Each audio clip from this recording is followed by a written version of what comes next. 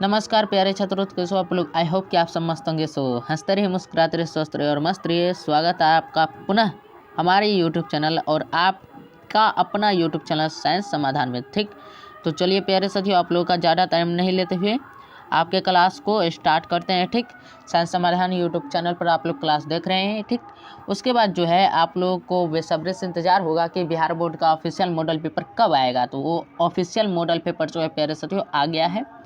आप लोग टेंशन ना ले, ऑफिशियल मॉडल पेपर आ गया और उसका सॉल्यूशन आज करेंगे। अभी हम करेंगे साइंस। यहाँ पर आप देख सकते हैं भाई, साइंस का अभी जो है हम करेंगे इसका जो है ऑब्जेक्टिव क्वेश्चन वो करेंगे साइंस का। ठीक है प्यारे साथियों, चलिए प्यारे साथियों स्टार्ट करते हैं। टाइम भी बहुत हो जाएगा, तो इसलिए कम टाइम में आपको जो है ज़्यादा हो जाए। एक चीज़ आप देखो भाई, यहाँ पर जो है कुल प्रश्नों की संख्या 110 दिया हुआ, मतलब पिछले बार जैसे था 2023 में उसी प्रकार से है। आपको ऑब्जेक्टिव साइंस में 80 मिलेंगे, जिसमें आपको 40 सही करना है। ठीक, इस टाइप के इस बार भी पैटर्न है, टेंशन नहीं लेना है। ऑब्जेक्टिव जैसे पिछली बार था उसी प्रकार है, कोई बदलाव नहीं किया गया है। ठीक, तो चलिए प्यारे साथियों, आप लोगों के लिए बहुत अच्छी बात रही कि कोई भी बदलाव, कोई भी चेंजेज नहीं आई है आपके वार्षिक एग्जाम 2024 में। ठीक, तो चलिए यहाँ पर पूर्णांक आपको 80 मिलेगा, जिसमें 40 नंबर का आपको जो है ऑब्जेक्टिव रहेगा। ठीक, और 40 नंबर का जो है आपको सब्जेक्टिव रहेगा। तो आप लोग अच्छे से मेहनत कीजिए और एग्ज़ाम में अच्छे से अच्छे मार्क्स लाइए। ठीक, तो आपका जो ऑफिशियल मॉडल पेपर है उसका सॉल्यूशन चलिए आगे करते हैं। आप लोग इसका जो है अच्छे से पढ़ लीजिएगा, इसको जो अभी हम ऊपर नीचे कर रहे हैं ये वाला पार्ट आप लोग अच्छे से पढ़ लीजिएगा। आपको जो है इसका PDF जो है आपको नीचे में व्हाट्सएप का एक लिंक मिल जाएगा और एक लिंक टेलीग्राम का मिल जाएगा। ठीक, तो व्हाट्सएप का भी मिल जाएगा, टेलीग्राम का भी। आपको जिस पर जाना हो उस पर जा कर के आप PDF डाउनलोड कर सकते हैं। ठीक, PDF आपको वहाँ पर शेयर कर दिया जाएगा, PDF डाउनलोड कर लीजिएगा और अच्छे से समझ लीजिएगा। ठीक प्यारे साथियों, तो फिलहाल हम ऊपर वाले को पूरे क्या किए हैं, ऑफ करते हुए ऊपर वाले पूरे सभी को छोड़ते हुए आगे बढ़ते हैं। देखिए इसमें क्या कह रहा है। सो देखो इसमें क्वेश्चन, अब देखो क्वेश्चन अच्छे से देख लो। कह रहा है गोलीय दर्पण के परावर्तक पृष्ठ की वृत्ताकार सीमा का व्यास क्या कहलाता है। तो गोलीय दर्पण, जैसे ये गोलीय दर्पण है। ठीक, ये गोलीय दर्पण है, इसका जो परावर्तक सीमा का जो व्यास है, ये जो परावर्तक सीमा है, ठीक, ये जो परावर्तक सीमा है इसका ये व्यास, यहाँ से व्यास आएगा। तो ये जो व्यास है, ठीक, मान के चलिए उत्तल दर्पण है, तो इसका जो व्यास है, ये परावर्तक सीमा का जो व्यास है, इसे कहते हैं द्वारक। क्या कहते हैं भाई? द्वारक कहते हैं, द्वारक। ठीक, तो इसको कहते हैं क्या? द्वारक। तो यहाँ पर जो है आपका आंसर सही हो जाएगा गोलीय दर्पण का द्वारक। ठीक, ऑप्शन नंबर डी आपका सही हो जाएगा। चलिए भाई चलते हैं नेक्स्ट क्वेश्चन पे। नेक्स्ट क्वेश्चन देखिए क्या कह रहा है। नेक्स्ट क्वेश्चन कह रहा है आपका कि निम्न में से किस दर्पण की फोकस दूरी धनात्मक होती है। किस दर्पण की फोकस दूरी धनात्मक होती है? तो उत्तल दर्पण की फोकस दूरी जो है प्यारे साथियों धनात्मक होती है, पॉजिटिव होती है। उत्तल दर्पण की फोकस दूरी जो होती है पॉजिटिव होती है। ठीक, तो हमें लगता है आप लोग समझ गए होंगे, उत्तल दर्पण की फोकस दूरी धनात्मक होती है। चलो भाई आगे चलते हैं। आगे कह रहा है तीसरा नंबर क्वेश्चन कि किस वर्ण का तरंगदैर्ध्य सबसे बड़ा है। मतलब किस रंग का जो है तरंगदैर्ध्य सबसे बड़ा होता है। तो वो लाल रंग का तरंगदैर्ध्य सबसे बड़ा होता है। किस रंग का? लाल रंग का। ऑप्शन नंबर ए आपका सही आंसर हो जाएगा। ठीक, आगे चलिए, आगे क्या कह रहा है। अगला क्वेश्चन कह रहा है कि किसी वस्तु का प्रतिबिंब आँख के किस भाग पर बनता है। कोई भी वस्तु हो उसका प्रतिबिंब आँख के किस भाग पर बनेगा। तो उसका प्रतिबिंब आँख के रेटिना पर बनता है। ऑप्शन नंबर ए आपका सही आंसर हो जाएगा। ठीक, तो ये क्लियर हो गया, ये क्लियर हो गया। अब चलो भाई चलते हैं 5 नंबर क्वेश्चन पर। 5 नंबर क्वेश्चन देखो भाई क्या कह रहा है। 5 नंबर क्वेश्चन कह रहा है कि निम्नलिखित में से किस माध्यम में प्रकाश की चाल सबसे अधिक होती है। वह कौन सा माध्यम है जिसमें प्रकाश की चाल जो होती है सबसे अधिक होती है। तो प्रकाश की चाल प्यारे से निर्वात, जहाँ कुछ नहीं होता है उसे निर्वात कहते हैं, और निर्वात में जो है प्रकाश की चाल प्यारे से सबसे अधिक होती है, सबसे अधिक। ठीक, तो यहाँ जो है आपका आंसर हो जाएगा ऑप्शन नंबर डी। ठीक, आगे चलिए, आगे क्या कह रहा है। आगे कह रहा है कि दूरदृष्टि वाला नेत्र साफ साफ देख सकता है। दूरदृष्टि वाला नेत्र क्या साफ साफ देख सकता है? तो दूर की वस्तुओं को साफ साफ देख सकता है, ऑप्शन नंबर बी। और निकट दृष्टि वाला जो दोष रहेगा, निकट दृष्टि वाला जो नेत्र रहेगा वो निकट की वस्तुओं को साफ साफ देख सकता है। फिलहाल यहाँ आपका ऑप्शन नंबर बी सही हो जाएगा। ठीक, आगे चलिए, आगे क्या कह रहा है देखो। अगला क्वेश्चन देखो, अगला क्वेश्चन थोड़ा सा क्या हुआ कि थोड़ा सा छोटा हो गया।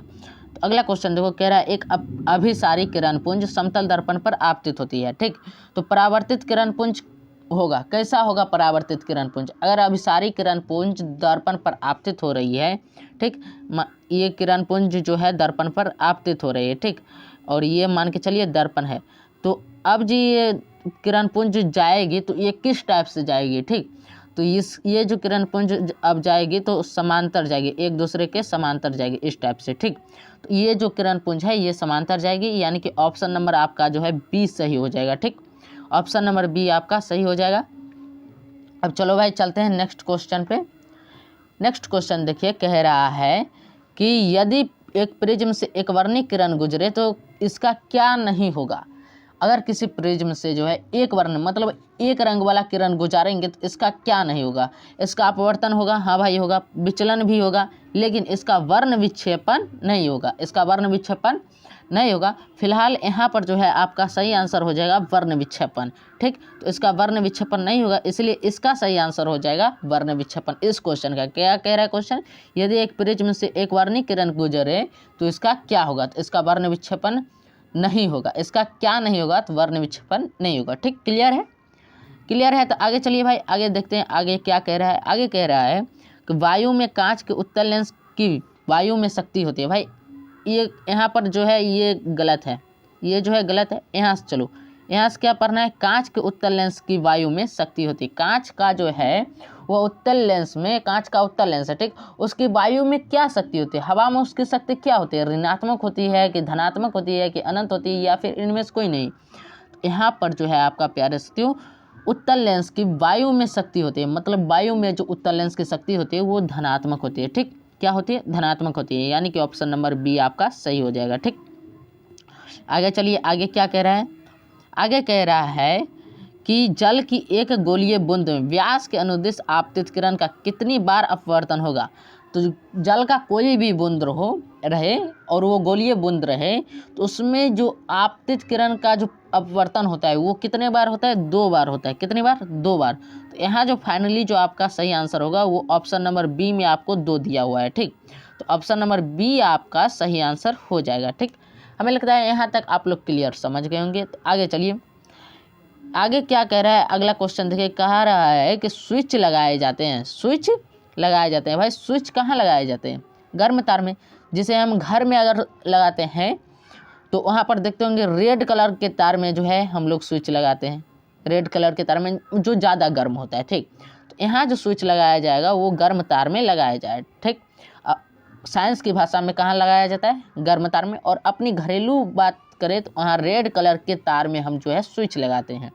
तो यहाँ पर किस में लगाया जाता है? गर्म तार में, यानी कि ऑप्शन नंबर सी आपका सही हो जाएगा। ठीक, तो यहाँ तक क्लियर है। तो आगे चलो, आगे कह रहा है कि जूल प्रति कूलम कहलाता है। जूल प्रति कूलम क्या कहलाता है? जूल प्रति कूलम जो है प्यारे साथियों वोल्ट कहलाता है। क्या कहलाता है? वोल्ट कहलाता है, यानी कि ऑप्शन नंबर डी आपका सही आंसर हो जाएगा, ऑप्शन नंबर डी। ठीक, ये सूत्र ही है volt is equal to joule per coulomb. क्या सूत्र है? Volt is equal to joule per coulomb. यहाँ पूछा है जूल प्रति कूलम कहलाता है, वोल्ट कहलाता है। ऐसे भी पूछ सकते हैं वोल्ट किसके बराबर होता है? तो जूल प्रति कूलम के बराबर होता है। ऐसे भी क्वेश्चन पूछ सकते हैं। ठीक, हमें लगता है यहाँ तक आप लोगों को क्लियर है। यहाँ तक क्लियर है तो आगे चलिए भाई, 13 नंबर क्वेश्चन।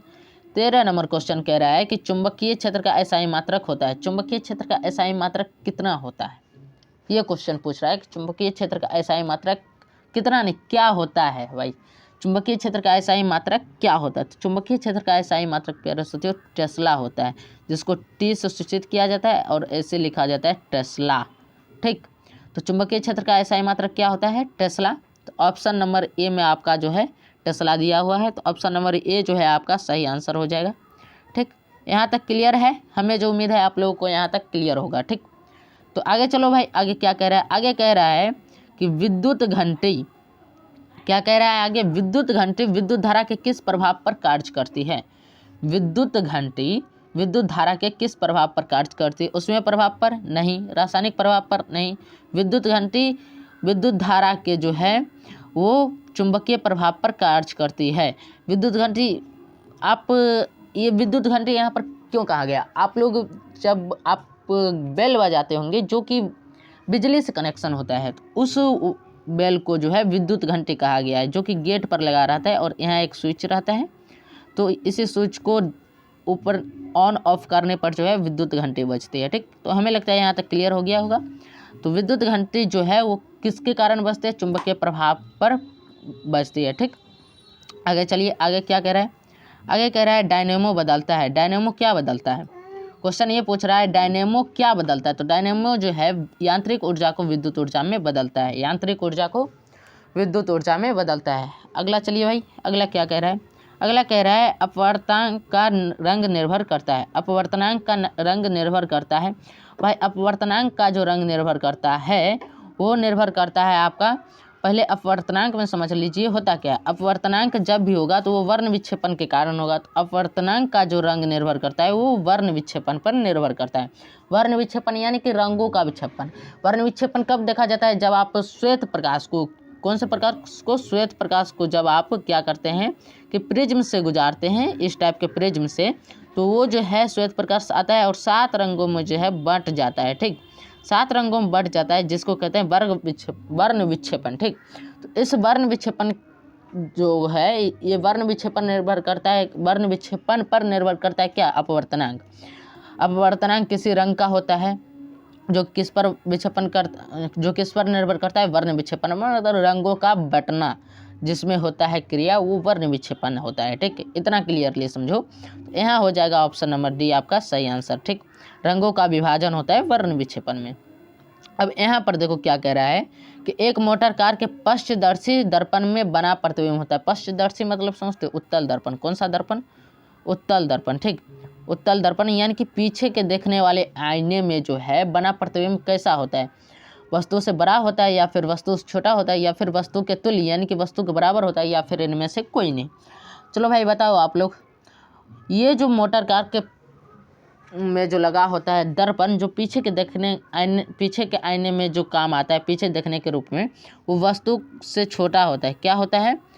उसमें जो बना प्रतिबिंब होता है आईने में, वो वस्तु से छोटा होता है। ठीक, क्लियरली यहाँ समझ गए होंगे किससे छोटा होता है? वस्तु से छोटा होता है। आगे चलेंगे, आगे देखिए, आगे क्या कह रहा है? कह रहा है एक विद्युत सेल से, क्या कह रहा है?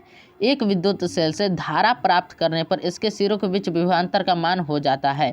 मतलब एक विद्युत सेल मतलब क्या? एक जो है बिजली का सेल है, बिजली का बैटरी है। ठीक, उससे धारा प्राप्त करने पर जो है इसके सिरों के बीच विभवांतर का मान क्या होगा? वो क्या होगा विभवांतर का मान? इसके सिरों के बीच का विभवांतर का मान वो पूछ रहा है। एक बैटरी है, उसके सिरों का बीच का विभवांतर का मान क्या होगा ये पूछ रहा है। ठीक, तो उसके सिरों के बीच का विभवांतर का जो मान होगा विद्युत वाहक बल से कम होगा। किससे कम होगा? विद्युत वाहक बल से कम होगा। ऑप्शन नंबर सी आपका सही आंसर हो जाएगा। ठीक, चलिए भाई चलते हैं अगला क्वेश्चन पर। 19 नंबर क्वेश्चन कह रहा है कि एक अवतल दर्पण के, क्या कह रहा है? एक अवतल दर्पण के ध्रुव एवं फोकस के ठीक मध्य स्थित बिंब के लिए आवर्धन होगा। भाई आवर्धन इक्वल टू क्या होता है भाई? सो पहले बताइए, आवर्धन इक्वल टू होता है, अवतल दर्पण के लिए होता है +1। ठीक, और उत्तल दर्पण के लिए होता है उत्तल दर्पण के लिए +1 और अवतल दर्पण के लिए -1। यानी कि क्लियरली आप समझे तो +-1 होता है आपका जो है आवर्धन इक्वल टू, आवर्धन का मान होता है। ठीक, लेकिन ये कह रहा है अवतल दर्पण के ध्रुव पर एवं फोकस के बीच में ठीक मध्य में स्थित है। मतलब अवतल दर्पण के ध्रुव और फोकस के बीच में अगर स्थित रहेगा कोई भी वस्तु, ठीक, तो उस वस्तु का आवर्धन, उस वस्तु के लिए आवर्धन क्या होगा? तो वो ऑफिशियली 1 से बड़ा होगा, 1 से बड़ा होगा। ठीक, तो यहाँ पर जो आपका आंसर हो जाएगा वो जो हो जाएगा ऑप्शन नंबर बी। जब भी आपका जो है अवतल दर्पण में ध्रुव और उसके फोकस के बीच अगर कोई वस्तु रहेगी, ठीक, तो उसका जो आवर्धन, उसके लिए जो आवर्धन होगा वो हो जाएगा 1 से बड़ा। तो हमें लगता है क्लियरली आप लोग समझ रहे हैं। यहाँ 1 से बड़ा क्या हो रहा है? 2 हो रहा है। यहाँ पर देखो एक तो एक ही है, 1 से छोटा हो जाता है 1/2, तो ये दोनों तो कभी भी नहीं होगा। तो यहाँ जो है 2 होगा आंसर इसका। ठीक, आगे चलेंगे भाई, आगे क्या कह रहा है? आगे अब देखिए, आगे कह रहा है कि जीवाश्म ईंधन के जलने से किनके ऑक्साइड उत्पन्न होते हैं। मतलब जीवाश्म ईंधन को जलाया जाएगा तो कौन सा ऑक्साइड जो है उत्पन्न होता है, वो कौन सा ऑक्साइड है जो जीवाश्म ईंधन को जलाने से निकलता है, ये क्वेश्चन पूछ रहा है। तो वो ऑक्साइड सल्फर भी है, ठीक, वो ऑक्साइड आपका कार्बन भी होगा और वो ऑक्साइड नाइट्रोजन भी होगा, ठीक। तो यहाँ पर जो आपका हो जाएगा वो इनमें से सभी हो जाएगा, ठीक। तो यहाँ पर जो है हम यहाँ पर क्लियर कर देते हैं, ठीक। यहाँ पर आपका जो ऑप्शन नंबर डी है वो आपका सही आंसर हो जाएगा, ठीक। इनमें से सभी, सल्फर भी निकलता है, कार्बन भी निकलता है, नाइट्रोजन भी निकलता है, ठीक। तो आगे चलेंगे। अगला नंबर क्वेश्चन देखिए, कह रहा है विद्युत प्रतिरोधकता का एसआई मात्रक है। विद्युत प्रतिरोधकता का एसआई मात्रक क्या होता है? तो विद्युत प्रतिरोधकता का एसआई मात्रक प्यारे दोस्तों ओम मीटर होता है। क्या होता है? ओम मीटर होता है। तो आप लोग क्लियरली यहाँ पर समझ जाइए, ओम मीटर होता है, ठीक। तो इसको हम क्या करें भाई, मिटा दें? चलो भाई इसको मिटा देते हैं। तो यहाँ पर जो क्वेश्चन कह रहा है विद्युत प्रतिरोधकता का एसआई मात्रक है वो ओम मीटर है, ठीक। तो यहाँ ऑप्शन नंबर ए आपका जो है सही आंसर हो जाएगा। आगे चलिए, आगे क्या कह रहा है? आगे कह रहा है चुंबकीय फ्लक्स में परिवर्तन की दर का एसआई मात्रक है। चुंबकीय फ्लक्स में जो परिवर्तन की दर होता है उसका एसआई मात्रक पूछ रहा है, ठीक।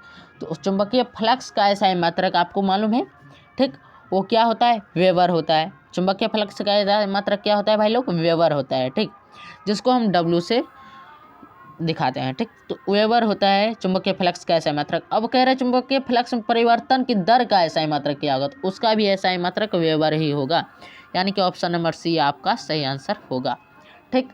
हमें लगता है क्लियरली यहाँ तक आप लोग समझ गए हैं। तो आगे बढ़ते हैं। ये देखिए, कह रहा है समांग माध्यम में प्रकाश गमन करता है। समांग माध्यम में प्रकाश जो गमन करता है वो सरल रेखा में गमन करता है। किस रेखा में?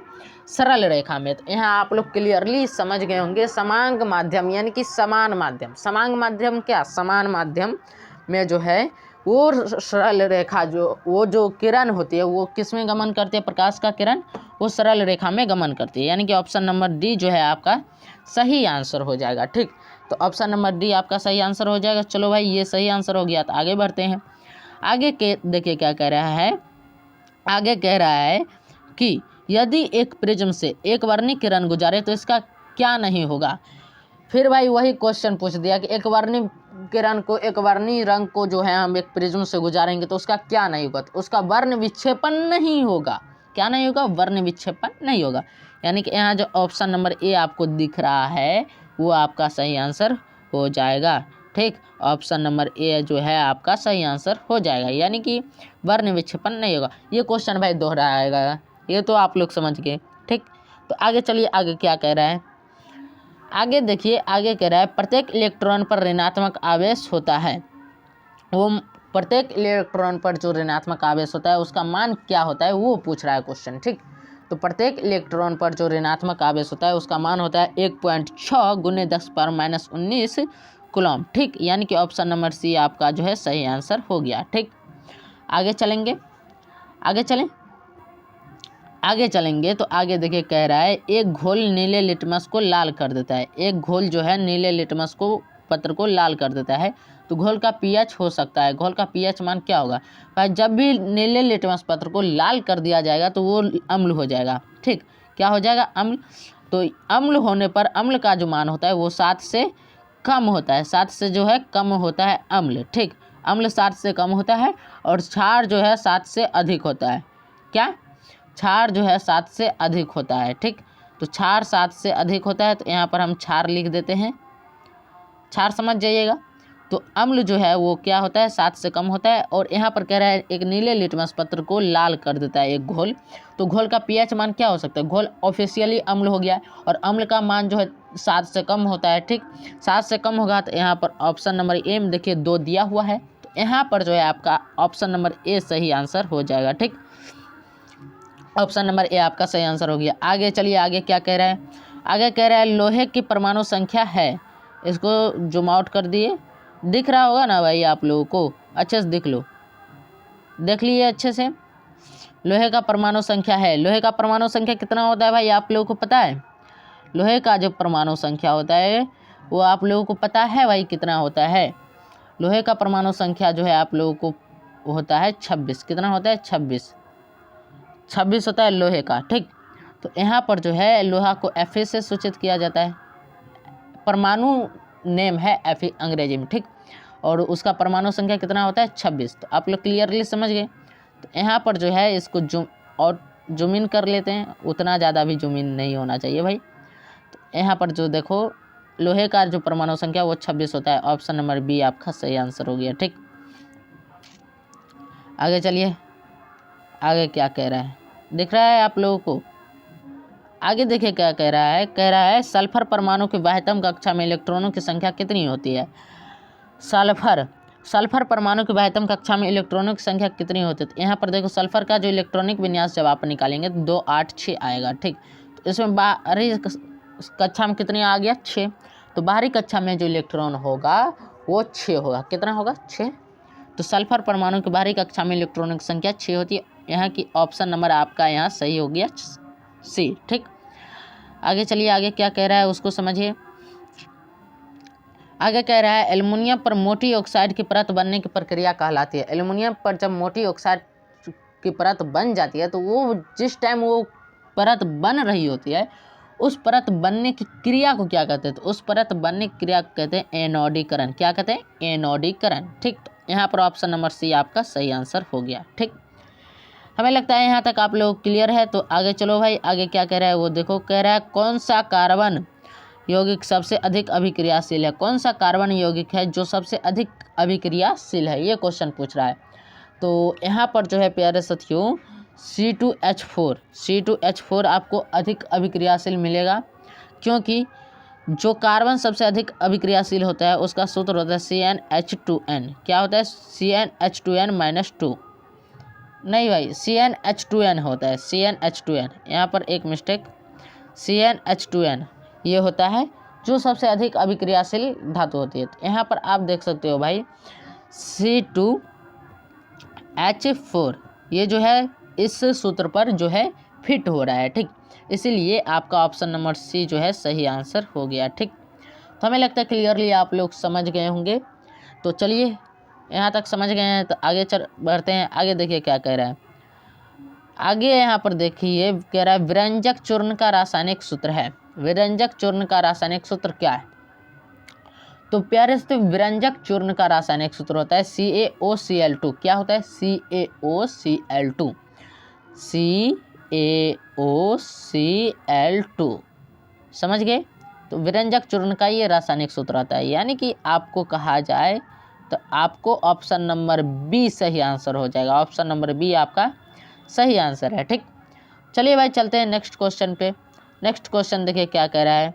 नेक्स्ट क्वेश्चन कह रहा है कि रासायनिक अभिक्रिया में भाग लेने वाले पदार्थ को क्या कहा जाता है। रासायनिक अभिक्रिया में जो पदार्थ भाग लेते हैं उस पदार्थ को क्या कहा जाता है। तो रासायनिक अभिक्रिया में भाग लेने वाले पदार्थ को अभिकारक कहा जाता है, और जो पदार्थ बन के निकलता है उससे क्या कहा जाता है उत्पाद। क्या कहा जाता है उत्पाद, ठीक। उसे क्या कहा जाता है अभिकारक, और जो पदार्थ निकल के आता है उसे उत्पाद कहते हैं, और उसी उत्पाद को दूसरी भाषा में कहते हैं प्रतिफल। क्या कहते हैं प्रतिफल। तो प्रतिफल, उत्पाद और अभिकारक समझ में आ गया। उत्पाद को ही प्रतिफल कहते हैं और प्रतिफल को ही उत्पाद कहते हैं। और जो पदार्थ अभिक्रिया में भाग ले रहा है रासायनिक अभिक्रिया में उस पदार्थ को कहते हैं क्या प्यारे से अभिकारक। हमें लगता है क्लियरली यहाँ तक आप लोग समझ गए होंगे। ये आपका चैप्टर 1 से क्वेश्चन था, ठीक। यहाँ तक आप लोग समझ गए हैं। तो चलिए भाई चलते हैं आगे। आगे कह रहा है टूथपेस्ट होता है। टूथपेस्ट यानी कि मुंह में जो धोने वाला, मुंह ब्रश के साथ जो धोते हैं, क्लियरली समझ लो। जैसे ये ब्रश है, ठीक। इस ब्रश पर जो टूथपेस्ट लगाते हैं वो क्या होता है, अम्लीय होता है कि क्षारीय होता है कि उदासीन होता है, या इनमें सभी होता है। तो यहाँ पर देखो भाई टूथपेस्ट जो होता है वो क्षारीय होता है। क्या होता है क्षारीय होता है। यानी कि ऑप्शन नंबर ए आपका सही आंसर हो जाएगा, ठीक। यहाँ तक क्लियर है। तो चलिए भाई आगे चलते हैं। आगे क्या कह रहा है। आगे कह रहा है 34 नंबर क्वेश्चन कि निम्नलिखित में कौन कार्बोक्सिल समूह, कार्बोक्सिल, ठीक। तो आपको जो है कार्बोक्सिल समूह हो जाएगा वो CO। कौन सा हो जाएगा CO। यहाँ पर जो है CO आपका कार्बोक्सिल समूह हो जाएगा। और ये जो COOH है ये कार्बोक्सिलिक अम्ल हो जाता है, ठीक। क्या हो जाता है कार्बोक्सिलिक अम्ल। ये कार्बोक्सिलिक, यहाँ कार्बोक्सिल समूह हो गया CO और कार्बोक्सिलिक अम्ल हो जाता है COOH, ठीक। हमें यहाँ लगता है क्लियर होगा आप लोगों को, अच्छे से समझ लो भाई। चलो भाई चलते हैं नेक्स्ट क्वेश्चन पे। अगला क्वेश्चन कह रहा है कि निम्नलिखित में से किसके कारण अम्ल वर्षा होती है। वह कौन सा पदार्थ गैस है जिसके कारण जो है अम्ल वर्षा होती है। तो सल्फर डाइऑक्साइड के वजह से जो है अम्ल वर्षा होती है, यानी कि SO2 के वजह से जो है अम्ल वर्षा होती है, यानी कि ऑप्शन नंबर सी आपका सही आंसर हो जाएगा। ठीक, हमें लगता है यहाँ तक आप लोगों को क्लियर है। तो आगे चलिए, आगे कह रहे हैं निकेल की परमाणु संख्या है। निकेल की परमाणु संख्या कितनी होती है भाई। लोहा की परमाणु संख्या 26, निकेल की परमाणु संख्या कितनी हो जाएगी। निकेल की परमाणु संख्या हो जाएगी प्यारे साथियों 28।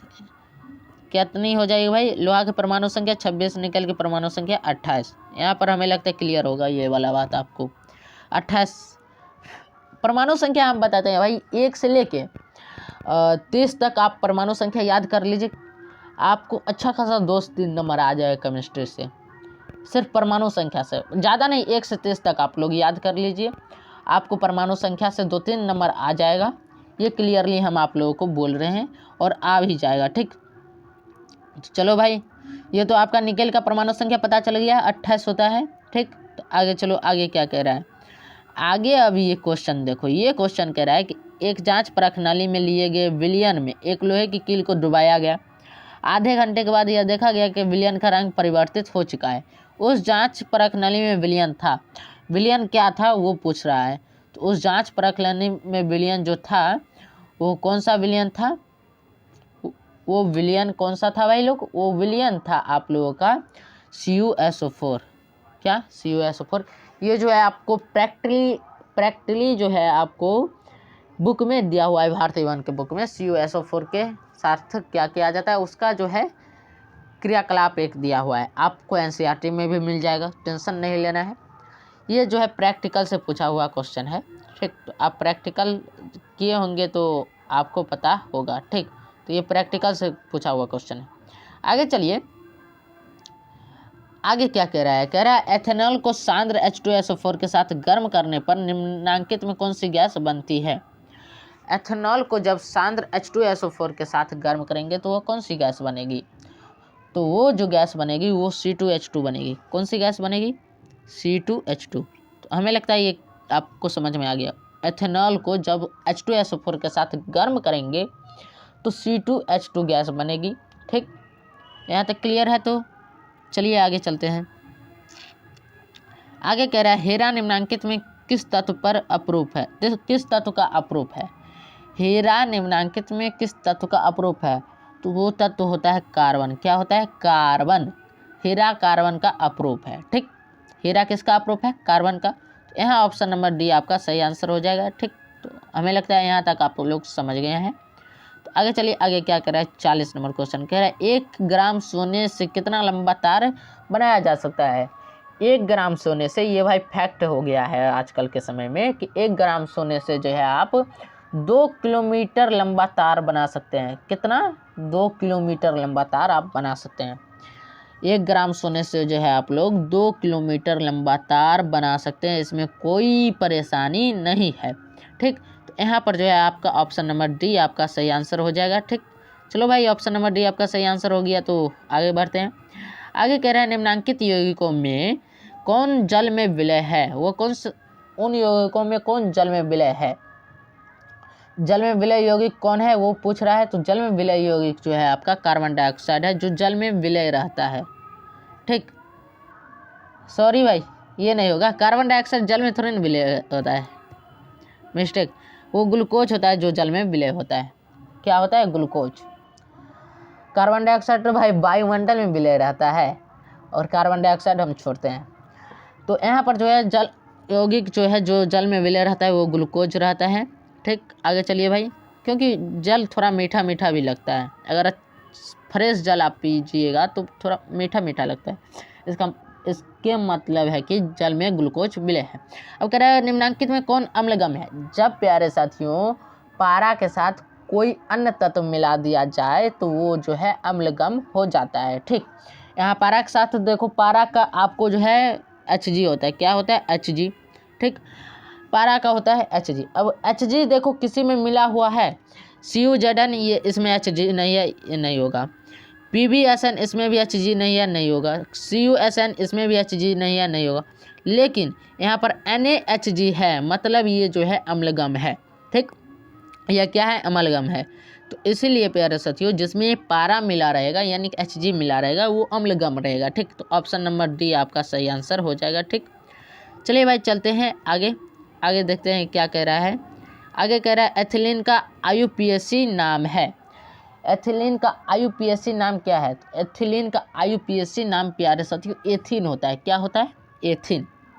तो ये आप लोग IUPAC नेमिंग अच्छे से समझ लीजिएगा, जो कि आपके बुक में दिया हुआ है, जो आपको थोड़ा सा याद करना है। 10 IUPAC नेमिंग दिया हुआ है, एथीन, इथाइन, इस टाइप का। तो आप उसको थोड़ा सा याद कर लीजिएगा, तो आपको जो है क्लियर हो जाएगा IUPAC नेम, ठीक।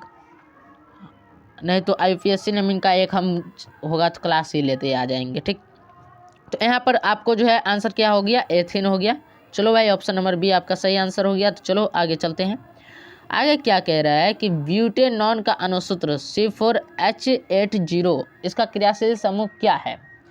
ब्यूटेनॉन का अणुसूत्र क्या होता है? C4H80। क्या होता है? C4H80। अब कह रहा है इसका क्रियाशील समूह क्या है? ब्यूटेनॉन का क्रियाशील समूह पूछ रहा है। तो ब्यूटेनॉन का क्रियाशील समूह प्यारे साथियों कीटोनिक होता है। क्या होता है? कीटोनिक। तो यहाँ पर जो है प्यारे साथियों आपका जो हो जाएगा ऑप्शन नंबर बी आपका सही आंसर हो जाएगा, ठीक। चलो भाई चलते हैं आगे। आगे देखिए कह रहा है एल्काइन में 2 कार्बन परमाणुओं के बीच कितने सहसंयोजक बंधन होते हैं? एल्काइन भाई CN, ठीक। तो इसमें जो है प्यारे साथियों एल्काइन CN छोड़ो, इसमें एल्काइन में 2 कार्बन परमाणुओं के बीच पूछ रहा है। कितने? 2। तो इसमें कितने संयोजक बंधक होंगे? 2 कार्बन परमाणुओं के बीच पूछेगा तो इसमें संयोजक बंधन हो जाएंगे 3। कितने हो जाएंगे? 3। कितने हो जाएंगे भाई लोग? 3। तो आपको 45 नंबर क्लियर है?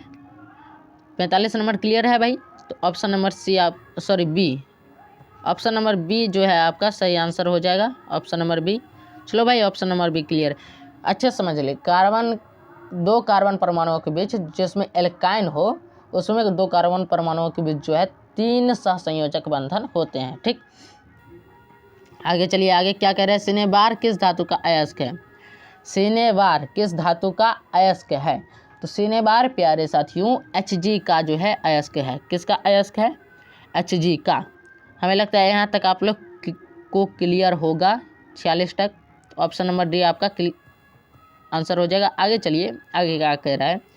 कह रहा है सल्फाइड अयस्क का सांद्रण निम्नांकित में किस विधि द्वारा किया जाता है? सल्फाइड अयस्क का जो सांद्रण है वो किस विधि द्वारा किया जाता है? तो फेन उत्प्लावन विधि, फेन उत्प्लावन विधि, ठीक। फेन उत्प्लावन विधि भाई अच्छे से समझ लेना, क्योंकि ये 2 नंबर में भी आ सकता है, ठीक। कई बार आता भी है फेन उत्प्लावन विधि से। आप क्या समझते हैं? तो इसको जो है अच्छे समझ लेना। वैसे हम जब भी अब वीडियो लाएंगे साइंस का तो उसमें जो है सब्जेक्टिव ऑब्जेक्टिव सब को टॉपिक क्लियर करेंगे, ठीक। चलिए भाई चलते हैं आगे। कह रहा है 48 नंबर क्वेश्चन कि जल के विद्युत अपघटन में कैथोड पर कौन सी गैस मुक्त होती है? जल के विद्युत अपघटन में कैथोड पर कौन सी गैस मुक्त होती है? तो वो गैस हाइड्रोजन होता है। कौन सा गैस होता है? हाइड्रोजन होता है, H, ठीक। तो हमारा यहाँ ऑप्शन नंबर ए सही आंसर हो जाएगा, ठीक। चलिए अब चलते हैं आगे। आगे क्या कह रहे हैं? निम्नांकित में कौन सा तत्व सबसे अधिक अधात्विक गुण वाला है? तो देखो भाई सबसे ज़्यादा अधात्विक गुण वाला एक Cl होता है, एक F होता है। F मतलब फ्लोरीन, Cl मतलब क्लोरीन, ठीक। तो क्लोरीन, फ्लोरीन ये जो है प्यारे सबसे अधिक अधात्विक गुण वाला तत्व है, ठीक। तो यहाँ पर F नहीं दिया हुआ है, तो यहाँ पर दिया हुआ है क्या? Cl। तो यहाँ पर आपका ऑप्शन नंबर ए सही हो जाएगा, ठीक। तो हमें लगता है यहाँ क्लियर है आप लोगों को, ठीक। तो चलिए भाई चलते हैं नेक्स्ट क्वेश्चन पे। 50 नंबर क्वेश्चन कह रहा है नीला थोथा यानी कि तूतिया का रासायनिक सूत्र क्या है? तूतिया का रासायनिक सूत्र होता है प्यारे साथियों CuSO4 5H2O। क्या होता है? CuSO4 5H2O, H2O। यहाँ पर 5 अच्छे से नहीं लिखा है, अच्छे से लिख देते हैं CuSO4 5H2O, CuSO4 5H2O, यहाँ N2 रहता है, ठीक। तो ये जो है प्यारे साथियों देखो नीला थोथा का रासायनिक सूत्र क्या है? यहाँ पर ऑप्शन में दिया हुआ है भाई, यहाँ पर देख सकते हो ऑप्शन नंबर बी में CuSO4 5H2O दिया हुआ है, तो ऑप्शन नंबर बी आपका सही आंसर हो जाएगा। ठीक, चलो भाई चलते हैं नेक्स्ट क्वेश्चन पे। 51 नंबर क्वेश्चन देखो क्या कह रहा है, कह रहा है प्रदूषण मुक्त ऊर्जा स्रोत है। प्रदूषण मुक्त ऊर्जा स्रोत प्यारे साथियों कौन सा है? प्रदूषण मुक्त ऊर्जा स्रोत बताइए आप लोग, थोड़ा सा दिमाग लगे। पवन ऊर्जा प्रदूषण मुक्त है, सौर ऊर्जा प्रदूषण मुक्त है, जल विद्युत ऊर्जा प्रदूषण मुक्त है, यानी कि इनमें से सभी प्रदूषण मुक्त ऊर्जा स्रोत है, ऑप्शन नंबर डी। आगे चलिए भाई, आगे कह रहा है कि निम्नांकित में किस हाइड्रोकार्बन में कार्बन कार्बन परमाणु के बीच 3 आबंध होता है? 3 आबंध होता है, वो कौन सा कार्बन परमाणु है? ठीक, तो यहाँ पर देखो भाई कार्बन परमाणु हो जाएगा कौन सा, अच्छे से सोच लो भाई। 3 हाइड्रोकार्बन है, ठीक, एक तो हाइड्रोकार्बन है उसमें 3 कार्बन परमाणु है, तो इसका सूत्र होता है CnH2n H2n + 1 नहीं H2n -1 होता है, CnH2 - n, इसी प्रकार से होता है भाई। थोड़ा सा हमको याद नहीं आ रहा है, लेकिन इसका आंसर जो है प्यारे से C3H4 होगा। ठीक, इसका आंसर क्या होगा? C3H4। ये आपको अच्छे से क्लियरली हम समझा देंगे, अभी थोड़ा याद नहीं आ रहा है। आगे चलिए प्यारे साथियों चलते हैं। यहाँ पर जो है प्यारे साथियों कह रहा है निम्नांकित में कौन सा यौगिक एरोमेटिक यौगिक है? वह कौन सा यौगिक है? 4 ऑप्शन दिया है, कह रहा है इसमें कौन सा यौगिक एरोमेटिक यौगिक है, सो पूछ रहा है।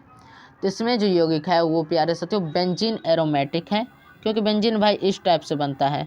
ठीक, तो इसीलिए जो है प्यारे साथियों ये बेंजीन एरोमेटिक है। ठीक, चलो भाई चलते हैं अब आगे देखिए क्या कह रहा है। एरोमेटिक मतलब समझे, चारों ओर से घिरा हुआ। ठीक, आगे देखिए कह रहा है उच्च वसीय अम्लों के सोडियम लवण कहलाते हैं। उच्च वसीय अम्लों के सोडियम लवण क्या कहलाते हैं? तो उच्च वसीय अम्लों के सोडियम लवण साबुन कहलाते हैं। क्या कहलाते हैं? साबुन। तो ये हमें लगता है आप लोग समझ गए, उच्च वसीय अम्लों के सोडियम लवण साबुन कहलाते हैं। यहाँ तक क्लियर? चलो भाई ये क्लियर हो गया, तो आगे चलते हैं, ऑप्शन नंबर बी आपका सही है।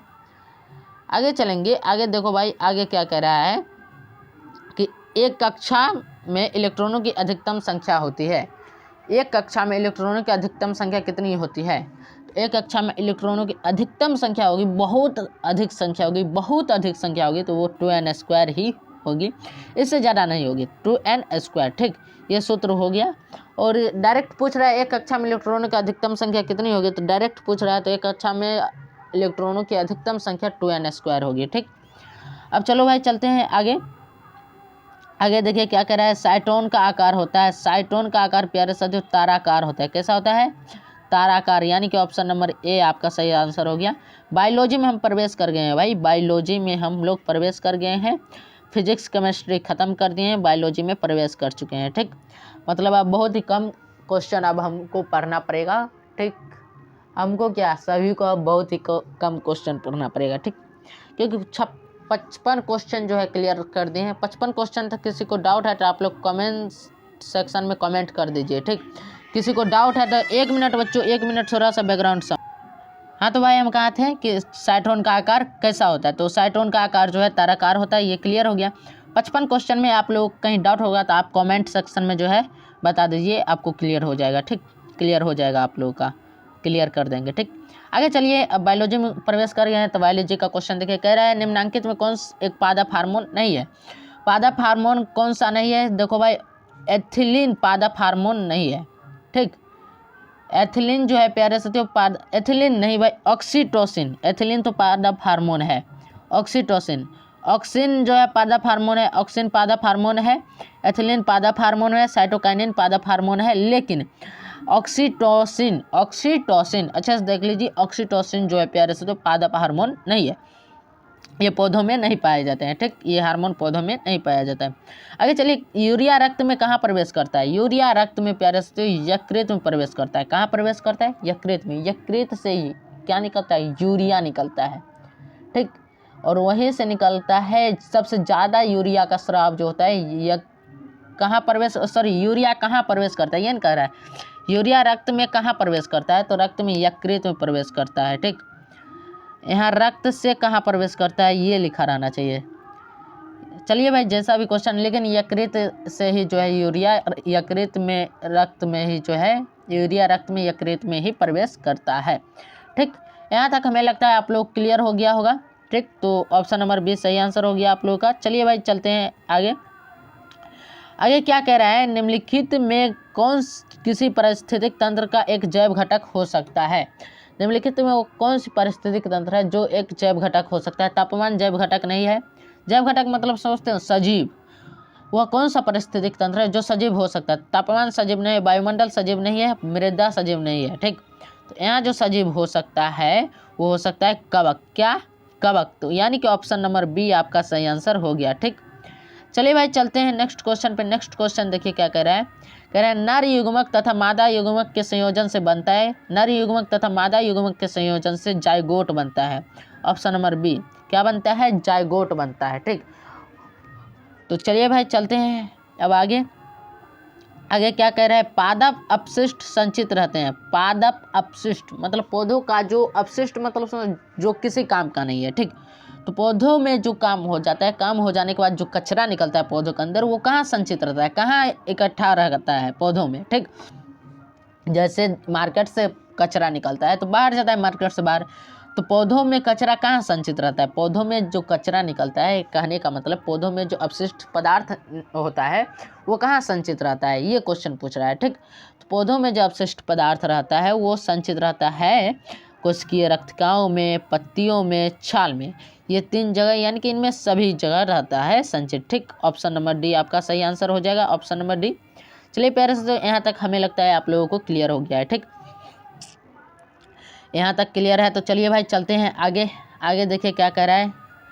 62 नंबर क्वेश्चन कह रहा है कि सामान्य अनुशीतलन रक्तदाब होता है। देखो भाई शीतलन रक्तदाब कितना होता है, शीतलन रक्तदाब होता है 120। कितना होता है, 120। और अनुशीतलन रक्तदाब होता है 80। कितना होता है, 80। 120 mm होता है शीतलन रक्तदाब और अनुशीतलन रक्तदाब 80 होता है। ये आप क्लियर समझ लीजिए।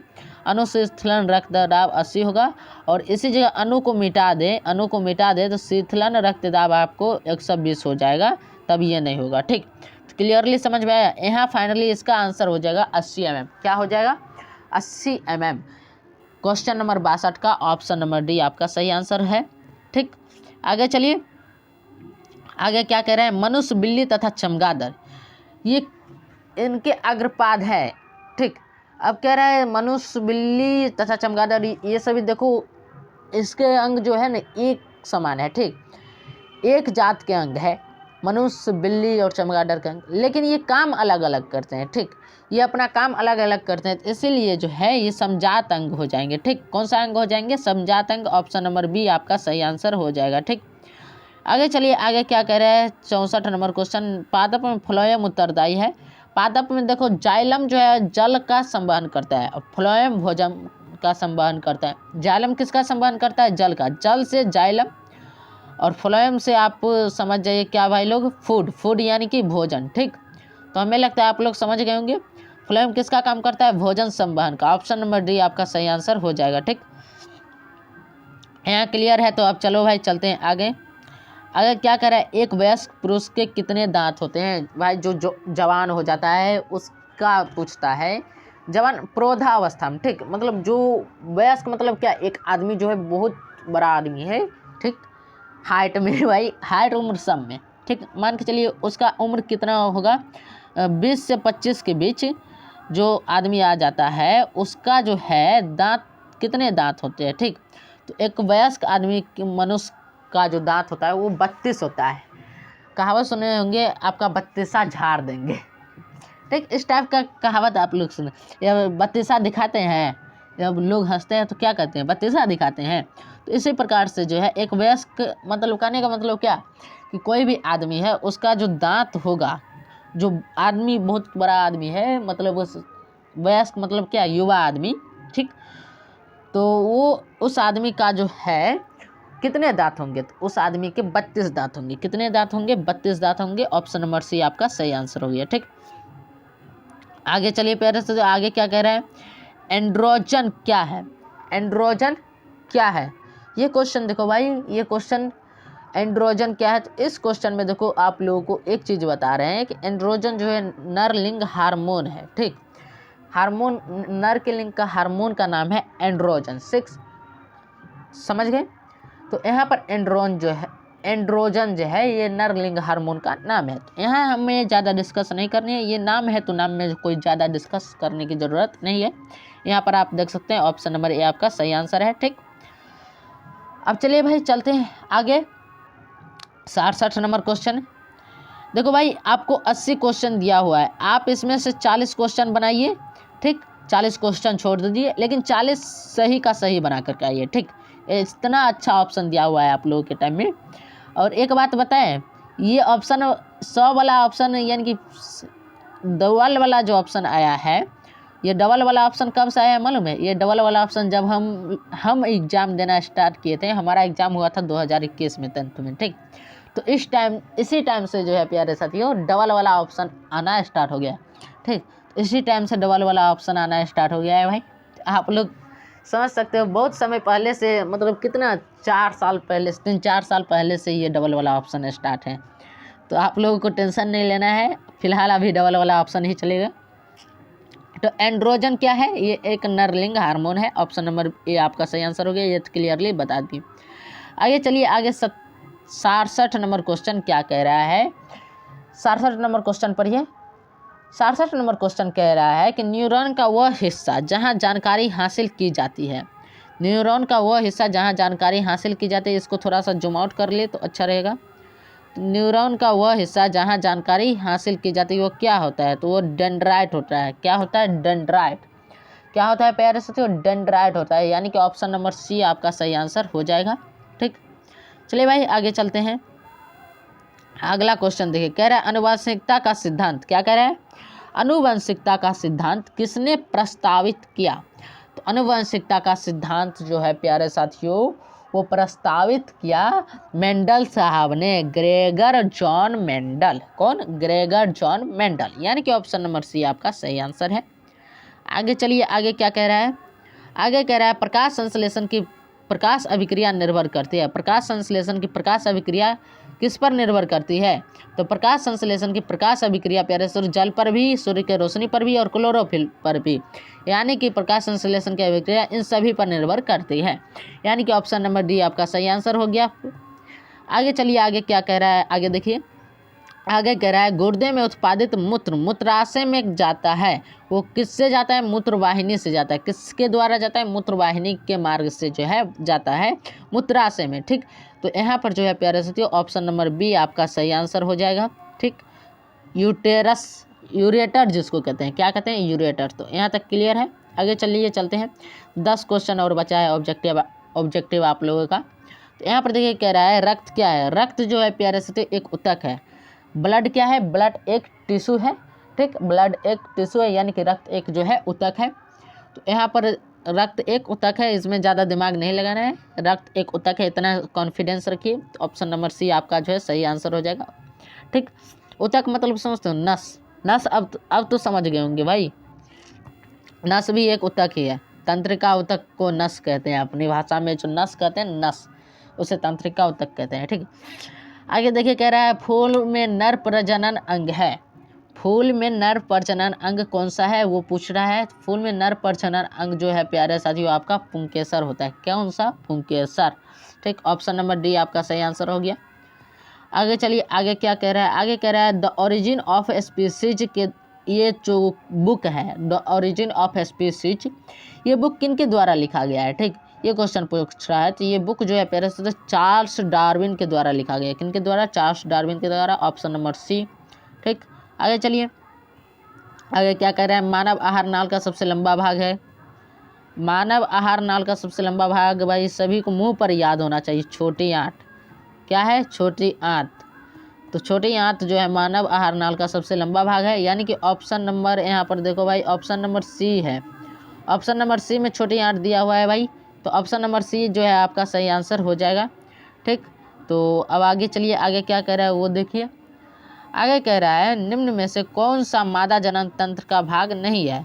तो मादा जनन तंत्र का भाग प्यारे से शुक्र वाहिका नहीं है, शुक्र वाहिका मादा जनन तंत्र का भाग नहीं है। ऑप्शन नंबर बी आपका सही आंसर हो जाएगा। ठीक, अब चलिए भाई आगे चलते हैं। आगे कह रहा है किस जीव में हीमोग्लोबिन नहीं होता है। वो कौन सा जीव है जिसमें जो है हीमोग्लोबिन यानी कि जिसके कारण खून जो है लाल दिखता है उसे हीमोग्लोबिन कहते हैं।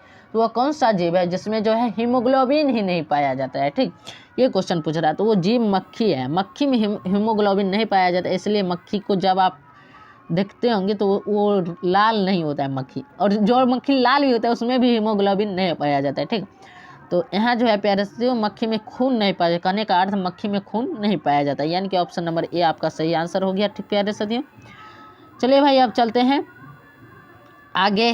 क्या कह रहा है, मनुष्य में श्वेत रक्त कोशिकाओं की जीवन अवधि होती है। श्वेत रक्त कोशिका की जीवन अवधि कितनी होती है मनुष्य में, तो 12 से 20 दिन होती है, ज़्यादा नहीं 12 से 20 दिन होती है श्वेत रक्त कोशिका की जीवन अवधि। 12 से 20 दिन में श्वेत रक्त कोशिका जो है WBC, वो WBC जो है मर जाता है 12 से 20 दिन के अंदर। ठीक, 12 से 20 दिन जीवित रहता है, उसके बाद जो है ये मर जाता है। ठीक, इसका डेड हो जाता है। आगे देखिए आगे क्या कह रहा है, 78 नंबर क्वेश्चन। अब तो 3 ही क्वेश्चन बचा है। 78 नंबर कह रहा है प्रसिद्ध पुस्तक द माइक्रोग्राफिया किन के द्वारा लिखी गई। एक पुस्तक है जो बहुत ही प्रसिद्ध है, द माइक्रोग्राफिया, ये किन के द्वारा लिखी गई, ये क्वेश्चन पूछ रहा है। तो ये पुस्तक प्रोफेसर रॉबर्ट हुक के द्वारा लिखा गया है। ऑप्शन नंबर सी आपका सही आंसर हो गया। किसके द्वारा, रॉबर्ट हुक के द्वारा। आगे चलिए, आगे कह रहा है पौधों और पशुओं की कोशिकाओं का वैज्ञानिक अध्ययन क्या कहलाता है, तो कोशिका विज्ञान कहलाता है। क्या कहलाता है, कोशिका विज्ञान, जिसमें पशुओं और पौधों का अध्ययन किया जाता है लेकिन कोशिकाओं का अध्ययन किया जाता है। ठीक, तो उस पुस्तक का जो नाम पड़ता है, उस अध्ययन का जो नाम पड़ता है वो कोशिका विज्ञान पड़ता है। ठीक, तो ऑप्शन नंबर ए जो है आपका सही आंसर हो जाएगा।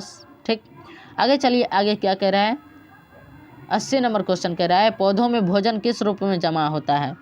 पौधों में भोजन प्यारे साथियों स्टार्च के रूप में जमा होता है। किस रूप में जमा होता है, स्टार्च के रूप में। ऑप्शन नंबर बी जो है आपका सही आंसर हो गया। पौधों में प्यारे साथियों स्टार्च के रूप में जमा होता है भोजन। ऑप्शन नंबर बी आपका सही आंसर हो गया।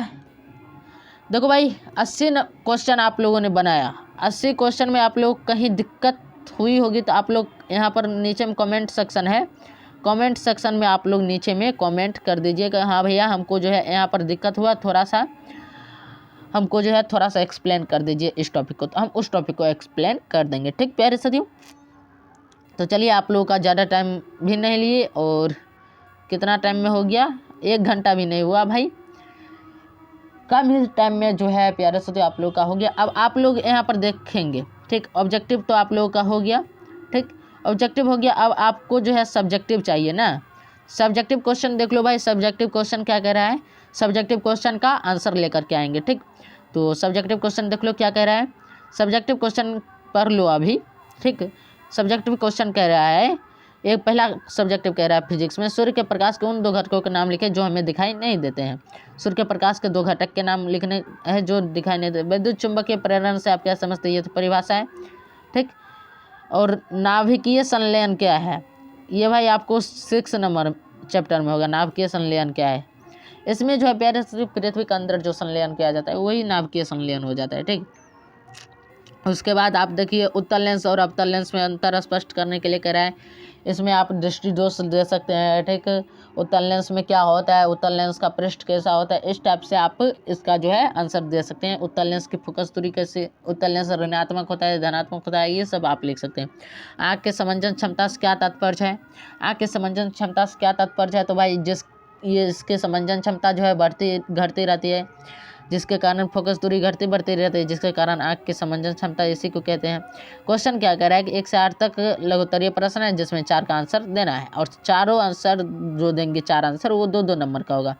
ये देखो बायोगैस संयंत्र क्या है, ये क्वेश्चन भाई, ये क्वेश्चन भी बहुत बार पूछा गया है, बायोगैस संयंत्र, ये भी बहुत इंपॉर्टेंट क्वेश्चन है। फ्लेमिंग के दाएं हाथ का नियम लिखे, दाएं हाथ वाला नियम हमने बताया था, हाथ बना करके आप क्लास की जो रेगुलर होंगे ना स्टूडेंट उनको पता होगा, हमने हाथ बना करके आराम से बताए थे आप लोगों को फ्लेमिंग के दाएं हाथ का नियम। इसमें चुंबकीय रूल जो है चुंबक के बारे में बताया गया था कि चुंबक की दिशा किधर होगी। ठीक, उपग्रह और ग्रह में अंतर स्पष्ट करना है, साधारण सा क्वेश्चन है भाई, इसका मतलब है कि बहुत ही अच्छा क्वेश्चन आने वाला है आप लोग के एग्जाम में, बहुत ही हल्का क्वेश्चन। दीर्घोत्तरीय में आपको पूछ रहा है क्या किएगा, अवतल लेंस की फोकस दूरी कैसे निकालेंगे, फोकस दूरी निकालने के लिए कह रहा है, ये स्पष्ट कर देंगे। विद्युत मोटर क्या है, इसके सिद्धांत और क्रिया का सचित्र वर्णन करें। एक का आंसर देना था, 2 क्वेश्चन दिया हुआ था, तो या तो आप विद्युत मोटर के बारे में बता दीजिए, विद्युत मोटर के बारे में बताना है आपको, ठीक है, और उसका क्या करना है, सिद्धांत लिख देना है विद्युत मोटर का, कैसे काम करता नहीं करता, और उसका जो है चित्र बना देना है विद्युत मोटर का। बात खत्म, 6 नंबर आपको मिल गया। इसी टाइप से क्वेश्चन आते हैं भाई, ज़्यादा भारी क्वेश्चन कहाँ आ रहा है। अब देखो केमिस्ट्री कैसा क्वेश्चन पूछ रहा है, केमिस्ट्री क्वेश्चन पूछ रहा है, इसमें भी 4 को बनाना है। कह रहा है रोटी और केक को फुलाने में बेकिंग पाउडर का क्यों उपयोग किया जाता है। तो भाई क्योंकि वो फूले, बेकिंग पाउडर जो है इसीलिए किया जाता है कि बेकिंग पाउडर जो है जगह को फैला देता है, ठीक, हवा भर देता है। किसी भी जो हम यौगिक बना रहे हैं या फिर कोई भी चीज़ बना रहे हैं उसमें पाउडर दे देंगे, बेकिंग सोडा, ठीक, बेकिंग पाउडर जो उसको कहते हैं, वो दे देंगे तो क्या करता है, उसमें हवा टाइप का भर देता है, ठीक, जिसकी वजह से वो फूल जाता है। केक हो या फिर रोटी हो, फूल जाता है, ठीक। आधुनिक आवर्त क्या है, पीरियोडिक लॉ के बारे में पूछ रहा है। पीरियोडिक टेबल आपको पता ही होगा, उसी के आवर्त के बारे में पूछ रहा है। लोहे में जंग लगने से किस प्रकार बचा सकता है, ये तो आपका देसी जुगाड़ वाला पूछ दिया भाई, रंग दो उस पर और जंग लगने से बच जाएगा, लेकिन यहाँ कुछ और लिखना पड़ेगा, ठीक। अपनी भाषा में भी लिख सकते हैं कि उसको रंगना पड़ेगा किसी भी रंग से, लेकिन किताबी भाषा के लिए एक और चीज़ आता है जिसको जंग लगने से रंगा जाता है। वो किससे रंग सकते हैं, चांदी से रंग सकते हैं, चांदी के लेप से रंग सकते हैं, जिंक से रंग सकते हैं, इस चीज़ टाइप के चीज़ से हम इसे रंग सकते हैं। मतलब ऑफिशियली क्या जाना चाहिए कि लोहे को जंग से लगने से बचाने के लिए हमें रंगना पड़ता है, ठीक। अपनी भाषा में लिखेंगे तो और अच्छी बात है। संयोजकता से आप क्या समझ, संयोजकता के बारे में आपको पूछ रहा है। सूचक क्या है, सूचक यानी IUPAC नाम का जो सूचक हम बता रहे थे वही सूचक पूछ रहा है, उस सूचक का नाम लिखें। 10 सूचक का नाम आता है। अम्ल के विलयन को तनु करने पर H3H+ सांद्रण कैसे परिवर्तित होता है, ये भी क्वेश्चन बताएंगे। आवर्त सारणी उत्कृष्ट गैसों को अलग समूह में क्यों रखा गया है, क्योंकि भाई उत्कृष्ट गैसें जो होती है, उत्कृष्ट मतलब समझते हो, इसे हम सिंपल सा बताते हैं, जो ज़्यादा हुचक्का आदमी रहेगा तो वो क्या करेगा, दूसरे से तो लड़ाई झगड़ा करेगा। उत्कृष्ट गैस को इसलिए अलग रखा गया है क्योंकि ये बहुत हुचक्का आदमी है, ठीक, ये क्रिमिनल है भाई, किसी से भी लड़ाई झगड़ा कर लेता है, ठीक। उसके बाद समजातीय श्रेणी से आप क्या समझते हैं, समजातीय श्रेणी एक जात की श्रेणी से आप क्या समझते हैं, ये क्वेश्चन पूछ रहा है। इस टाइप के क्वेश्चन आप लोग बता सकते हैं। अब आ जाइए आप 5 नंबर वाला क्वेश्चन है। इसमें कह रहा है रासायनिक गुणधर्मों का आधार एवं धातु अधातुओं में विभेद करें। धातु अधातु में जो है इसमें अंतर लिखने के लिए कह रहा है, आप लिख लेंगे। मिश्र धातु किसे कहते हैं, मिश्र धातु के बारे में बताइए और इसके 2 उदाहरण देकर के मिश्र धातु का 3 उपयोग लिख दीजिए, 5 नंबर मिल जाएगा, ठीक। मतलब एक मिश्र धातु को परिभाषा देंगे 1 नंबर, इसके 2 उदाहरण देंगे 1 नंबर, 2 नंबर हो गया, इसके 3 उपयोग लिख दीजिए, 3 नंबर मिल जाएगा, फाइनल 5 नंबर। कितना अच्छा क्वेश्चन पूछ रहा है। यहाँ पर देखो भाई, अगला जब आएंगे बायोलॉजी में तो कह रहा है तंत्र के काम पूछ रहा है। तंत्र का काम क्या है, हीमोग्लोबिन यानी कि रक्त को जो है एक स्थान से दूसरे स्थान तक ले जाना। अपरा का क्या कार्य है, ये भी पूछ। पुरुष नसबंदी की परिभाषा दें, पुरुष नसबंदी का परिभाषा देना है, कैसे किया जाता है पुरुष नसबंदी, ये आप लोग लिख देंगे, मिल जाएगा 2 नंबर। कह रहा है स्वयंपोषी और विषमपोषी में क्या अंतर है, तो आराम से इसका परिभाषा लिखिएगा, 2 नंबर मिल जाएगा। स्वयंपोषी अपना पोषण खुद करते हैं, विषमपोषी दूसरों पर निर्भर रहता है। क्लियरली आप लोग शॉर्टकट में हम बता रहे हैं, शॉर्टकट में आप लोग समझ गए होंगे। आयोडीन की कमी से होने वाली बीमारी का संक्षिप्त वर्णन करें, मतलब आयोडीन की कमी से कौन सी बीमारी होती है, वो घेघा रोग होता है, ठीक, तो उसका संक्षिप्त वर्णन करना है, ठीक, तो वो संक्षिप्त वर्णन आप लोग करना है। घेघा रोग समझते हो, गला के आगे से जो है बहुत बड़ा निकल जाता है, गला बहुत मोटा हो जाता है, वो आयोडीन की कमी से होता है, ठीक। तो आहार श्रृंखला क्या है, आहार श्रृंखला आप दर्शा दीजिए, इस जानवर से इस जानवर, इस जानवर से इस जानवर, इस जानवर से इस जानवर, फाइनली जो है 0 पर आ जाता है। इस टाइप से आहार श्रृंखला होता है। क्या स्वाद कलिकाएँ क्या है, स्वाद कलिकाएँ भाई जीभ में आपको स्वाद कलिकाएँ पाए जाते हैं, जहाँ से आपको स्वाद मालूम चलता है, किस सब्जी का कैसा स्वाद है, किस मिठाई का कैसा स्वाद है, ठीक। हीमोग्लोबिन का क्या महत्व है भाई, हीमोग्लोबिन के वजह से जो है प्यारे से जो रक्त लाल होता है, इसका महत्व समझा दीजिए, बात खत्म। 2 महत्व लिख दीजिए, 2 नंबर आपको मिल जाएगा क्लियरली। बायोलॉजी में आपको आगे आएंगे तो आपको प्रकाश संश्लेषण में क्लोरोफिल की क्या आवश्यकता है, ये पूछ रहा है। एक प्रयोग आपको देखो, आप एक प्रयोग करना है, घास पर ईंट रख देना, 1 महीना के बाद जा कर के देखना तो उसमें क्या होता है कि उसका क्लोरोफिल हट जाता है, मतलब वो पीला पड़ जाता है। तो क्लोरोफिल की क्या आवश्यकता है हीमोग्लोबिन में, प्रकाश संश्लेषण में क्लोरोफिल की क्या आवश्यकता है, क्लोरोफिल क्यों पाया जाना चाहिए, क्योंकि उसको भोजन चाहिए बनाने के लिए। कोई भी एक चीज़ की कमी हो जाएगी तो प्रकाश संश्लेषण पूर्ण नहीं हो पाएगा। तो ये आप व्याख्या कर सकते हैं, या इसका व्याख्या कर दीजिए, या फिर जनसंख्या नियंत्रण पर अपना विधि बता दीजिए, आपको 5 नंबर इसमें मिल जाएगा। तो बहुत ही आसान क्वेश्चन है, आप लोग अच्छे से नंबर ला सकते हैं, और बहुत ही आसान क्वेश्चन आप लोगों के एग्जाम में आने वाला है, टेंशन नहीं लेना है। तो हमें लगता है आप लोग क्लियरली समझ गएंगे फाइनली। चलिए भाई, आज क्लास को यहीं पर एंड करेंगे। बाकी आपको क्लास अच्छा लगा होगा तो आप एक काम कीजिएगा, चैनल को सब्सक्राइब कर लीजिएगा, ताकि आपको इसी टाइप के क्लास आपको आते रहेगा, ठीक। और अपने दोस्तों के बीच एक शेयर बस कर दीजिएगा, इतनी ही हमारी जो है आपसे एक थोड़ा सा चॉइस है, ठीक। और वीडियो पसंद आया होगा तो लाइक कर दीजिएगा। बस 3 काम आप कर दीजिए, बात खत्म, और हमको कुछ नहीं चाहिए, ठीक। हम आपसे रुपया पैसा कुछ नहीं मांग रहे हैं, आप लोग बस इतना चीज़ कर दीजिए, हमें बहुत खुशी होगी, ठीक। प्यारे साथियों, तो मिलते हैं नेक्स्ट क्लास में, तब तक के लिए हंसते रहिए, मुस्कुराते रहिए, स्वस्थ रहिए और मस्त रहिए। तो मिलते हैं नेक्स्ट क्लास में, तब तक के लिए जय हिंद, जय भारत।